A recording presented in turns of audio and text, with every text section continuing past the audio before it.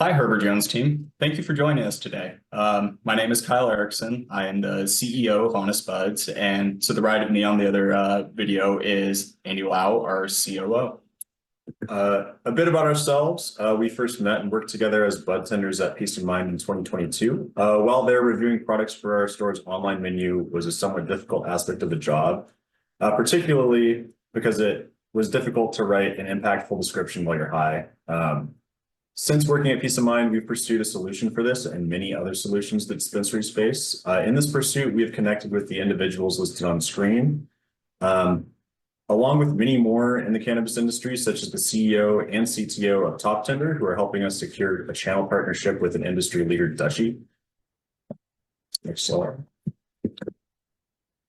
Alrighty, so getting into the problems that we were able to locate for dispensaries, our research brought us back to 2020, which at this time, many Gen Z and millennial customers made their first purchase at a dispensary, which due to COVID was completed online. Since then, many of these customers have continued to shop online out of familiarity and comfort, which has become a worsening issue for dispensaries over the years since 2020.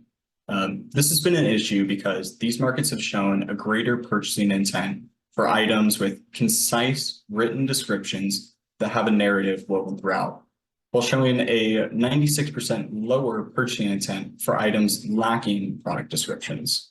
With an estimated 68% of U.S. dispensaries lacking product descriptions for items or having bland 400 to 600 word long descriptions, this issue becomes clear, especially when you consider the fact that Gen Z and millennial markets are only continuing to grow in size and in value. Overall, this is causing dispensaries currently to lose approximately $596,000 annually in potential revenues. And alongside the issues listed on the screen, these dispensaries have been forced to fight for market share as they attempt to be able to maintain their profitability, which overall is a very bleak reality for cannabis dispensaries across the U.S. As such, myself and Kyle envisioned a better future where honest, concise, and human-generated narratives are the cornerstone of online cannabis shopping. A future in which dispensaries are provided with intuitive solutions that enhance their bud tenders' ability to deliver compelling product descriptions. So to accomplish this, we devised HonestBuds, an intuitive app and web-based ancillary service.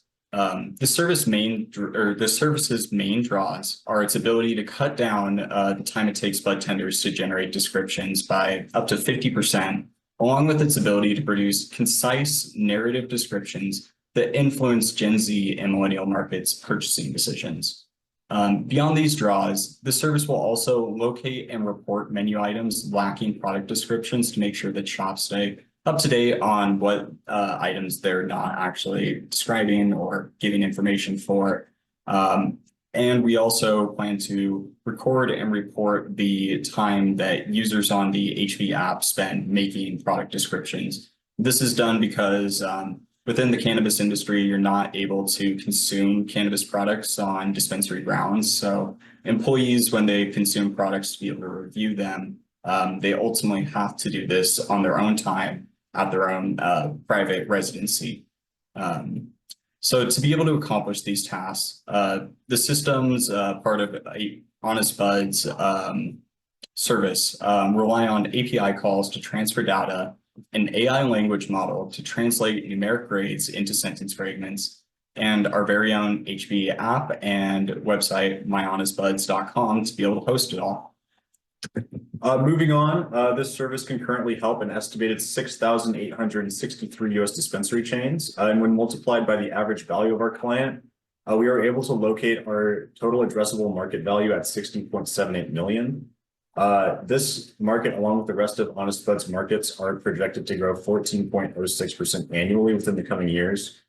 As for how HonestBuds markets will be segmented, the following charts will go into detail. First, the breakdown on the left gives us a perspective of the types of customers we would service, as well as the level of competition that these customers face in their markets. While the breakdown on the right is utilized in deciding which order states would be serviced by HonestBuds based on total market value. Alrighty, so moving forward, the aforementioned dispensaries that this service can be able to help would experience the benefits listed on screen. One of the biggest benefits I would like to call your attention to is the service's ability to increase revenues while decreasing expenses, particularly in the labor department.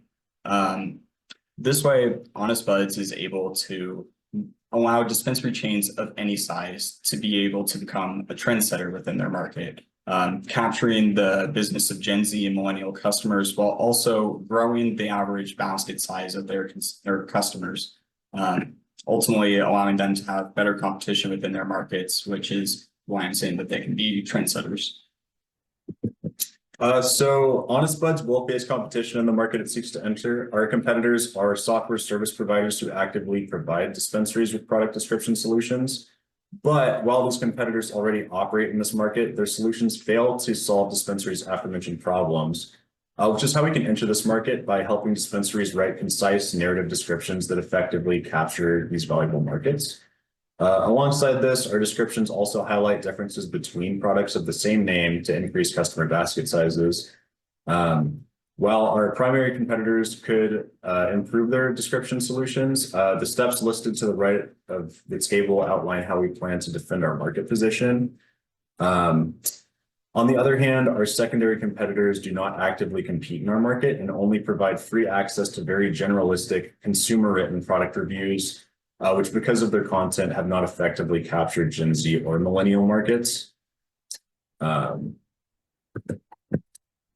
Alrighty, so going into where we are going to be able to find customers for this service. So as stated within our market opportunity section, specifically the segmentation of our markets, we plan to be able to grow this service following the total value of different states. So year one, we do plan to break this trend and start within Washington State. This is done purely because this is the market that we're familiar with. We know all of the cannabis legislation within Washington inside and out to a T. We have connections already made within the state, and we're ready to be able to service. But jumping into years 2 and forward, we plan to go into Oklahoma as our next state, then moving into California, Colorado, and Michigan. Below the listed states within this diagram, there is the amount of salespeople that we would be hiring within each of these states. This would ensure that we're able to have human connections with our potential clients in these states while not necessarily being there ourselves. Now, in terms of how we're going to capture these potential customers or capture potential customers in these markets, our sales pipeline helps to break that down. Within the awareness section of our sales pipeline, our sales funnel,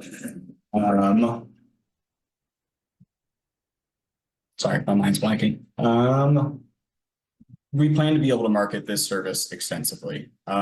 We plan to be able to put content in front of dispensary owners where they're already consuming media about the cannabis industry. On top of this, the interest and desire sections of our sales funnel allows HonestBuds to be able to create human connections between staff members and dispensary owners, allowing us to monitor our clients' perception of HonestBuds service while gathering information to improve our service as well, thus ensuring our system remains reliable. And to help with retaining customers as well as doing this, we also plan to be able to offer 24-hour technical support as well as customer support thanks to Salesforce's chatbots. One final note I would like to call your attention to is within the loyalty section of our sales funnel, specifically the discount offered to dispensaries who participate in our referral program. After talking with a personal friend of mine, the CEO of Y255, and looking over our finances, we decided that we would be raising our discount rate from 5% to 20%. This way, dispensaries can find greater value in this program, and HonestBuds is able to see more business driven in by this program. So in terms of how HonestBuds will build the necessary components for the service, third-party technical developers with the skill sets required for this project have been located and quoted, and the graphic on screen lays out the timeline for building the beta of this service. As for how the system will be continuously updated, Our 5-minute warning. CTO and AI officer will be tasked with completing updates until year 3, at which point these responsibilities will be shifted to a third-party technical developer. As for how the system will be sold, Kyle has that information. Next slide. So in terms of our revenue model, it's actually one of our main differentiators for the service. Instead of charging by dispensary, we're charging by dispensary chain.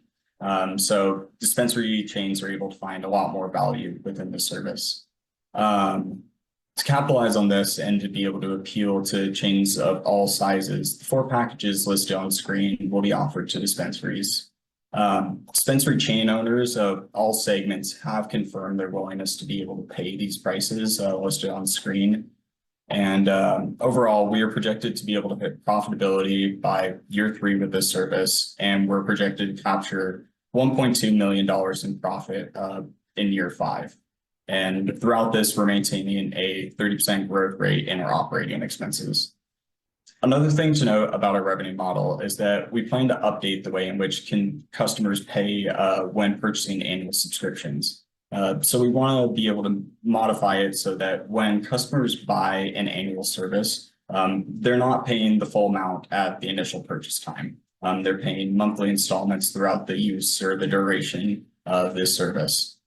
This way, we're able to reduce the amount of risk that we face in case customers cancel their service. And we're able to ensure that we're receiving steady cash flows for the business. For more information about the teams that will be generating these sales, Andy has this information more on the next slide. So our current management team consists of myself, Kyle, and Alex Wolinowitz, he's not listed or pictured, 3-minute warning. but he's our CFO. Additionally, our sales team is listed on screen, as well as each member's sales and experience, including B2B sales. While this team encompasses one of the key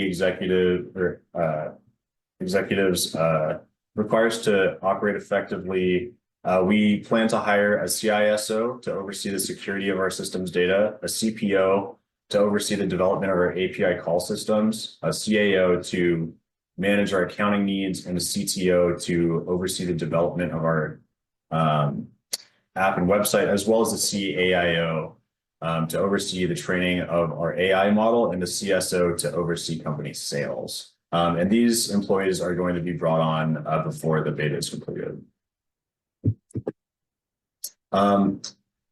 So HonestBuds plans to fund these endeavors by hosting 2 rounds of seed funding. In the first round of seed funding, we are asking for $620,000 from angel investors, particularly those with backgrounds in the cannabis industry, in exchange for 27% equity. This round of seed funding is slated to end July 31st of 2024. This way, we can ensure that we will be able to fund these services listed on the operations timeline. Additionally, of this $620,000 in seed funding, HonestBuds would be able to cover its year 1 operating expenses, which would allow us to reach profitability without any more seed funding. We also plan to crowdfund with dispensary chain owners while putting our own funds towards this project. Lastly, we plan to locate additional potential investors by working with groups such as yourselves. So wrapping this up, the main reasons we know that HonestBuds service will perform well comes down to its cost effectiveness, increasing dispensary revenues while also decreasing their expenses. The service's ability to generate descriptions in half the time it takes presently, as well as the fact that this service enhances existing jobs, making it so bud tenders 1-minute can warning. easily generate effective product descriptions. Before we turn the floor over to you for any questions you may have about HonestBuds, we would like to thank you for listening to this presentation. And we would also like to take a moment and ask for your vote towards the best technology venture. Thank you, and hope you guys are having a good day. I'll go ahead and start. Great presentation, you guys. It's obviously you guys have practiced a lot. So I think you guys said that you were in the business plan competition last year. I was just wondering, what traction have you guys made in the last year since you've been back? Yeah, so I can definitely be able to answer that. since last year, we've actually completely reshaped our business model. Last year, when we entered the business plan competition, we were originally presenting an idea about polling and communication software for dispensaries. And after realizing there were many blunders within there, we went back to the drawing board and kind of started from scratch. We went and talked to all new dispensaries and existing dispensaries we had talked to prior. We got in contact with possible sources of funding for the endeavor. We've done quite a bit of market research into the types of descriptions that Gen Z and millennial customers are attracted to when making a purchasing decision for cannabis. Along with, we've also been talking to connections to be able to find possible team members for HonestBuds. We also set up we've also set up a beta with 5 dispensaries, and we have verbal, interest from I believe 38 other dispensaries so far, and those are just the ones we have a 68% approval rate. Great, thanks, guys. I have some questions. Great presentation. I actually remember you guys presenting last year too. And when reading your presentation, or reading the report, I was like, I remember this name, but this sounds different. So it's cool to see you guys, the idea pivot and everything. So I wanted to kind of ask about, and it may be that it's not fully fleshed out yet, but for creating this kind of like, are you guys going to have almost like a very standard template of what information you expect for each product? Like, are you going to help kind of like streamline? And I think, customers it's easy if customers can see something very like uniform. And I feel like weed has become very nerdy and there's a lot of information about it. So there's some people who are really geeky about it too. So I feel like there's a lot of information. Like, how do you guys plan to, at least more with the organization of this product, when dispensaries use it, do you have an idea of how you want to present this information? Yeah, so great question, by the way, and thank you for remembering us. That's a really nice compliment to be able to hear, actually. Overall, basically the structuring of this information is handled by it's ultimately handled by the way that we're able to gather initial reviews on products. So when customers go in to be able to make a product description with us, the way that we do it is they are given the numeric rating sheet for the product. So these numeric rating sheets are different for each type of product category. So between flower, joints, extracts, etc. We're able to differentiate and be able to show key things for each of those products. But we take each of the numeric values given as grade for those, and then we're able to translate over to sentence fragments, which effectively line up these concise narrative descriptions, being able to show like, okay, this is what the budtender was experiencing opening up the jar. This is what they were experiencing when they first got into the consumption of the product. This is the effects they experienced afterwards, which is right along the lines of what we've been able to see Gen Z millennials gravitate towards in terms of their purchasing decision.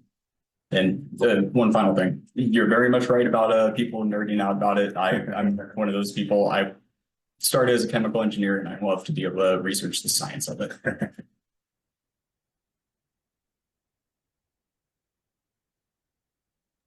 Are you guys going to be able to display some of that information too? I think this sounds very description heavy, so probably the details probably come with it and are more easy to find for people. But I'm sure it comes into purchasing decisions too.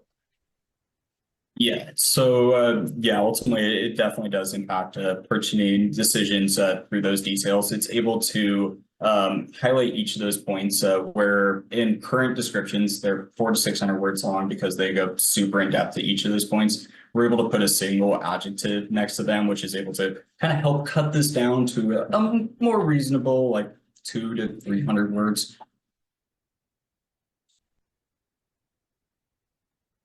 Great, thank you guys. No, thank you.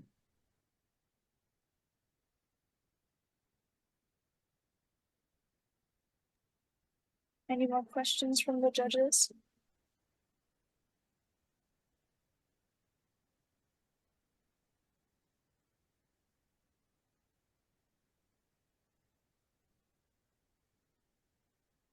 Yeah, if there's no more questions, I can end the timer now. You guys are good to go. We appreciate it. And like I said earlier, I hope you guys have a great rest of your day, and hopefully the rest of the day isn't too long for you. But have a good one. Thank you. Great job, guys. Thank you. Great job. Thank you.